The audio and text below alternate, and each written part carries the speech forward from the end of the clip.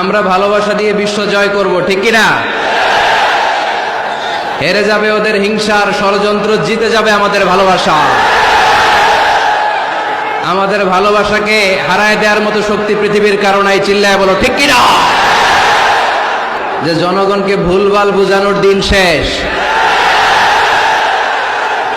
তাওহীদি জনতা এখন অনেক সচেতন। কোরআন প্রেমী তাওহীদি জনতা কোরআন আর সুন্নাহ এই দুইটাই বুঝে, এই দুইটা ছাড়া কিচ্ছু বোঝে না। এই জন্য কোরআন আছে যেখানে আমরা আছি, সুন্নাহ আছে যেখানে আমরা আছি, ইসলাম আছে যেখানে আমরা আছি।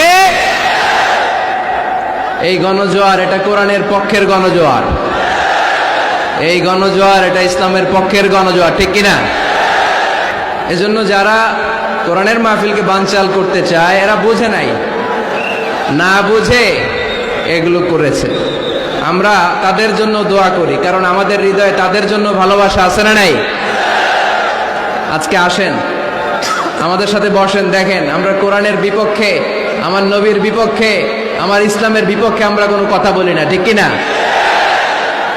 আমাদের এই পবিত্র মঞ্চগুলো থেকে কোরআনের পক্ষে কথা হয়, এই পবিত্র মঞ্চগুলো থেকে আমার নবীর শানের ব্যাপারে কথা হয়, এই পবিত্র মঞ্চগুলো থেকে ইসলামের পক্ষে কথা হয়।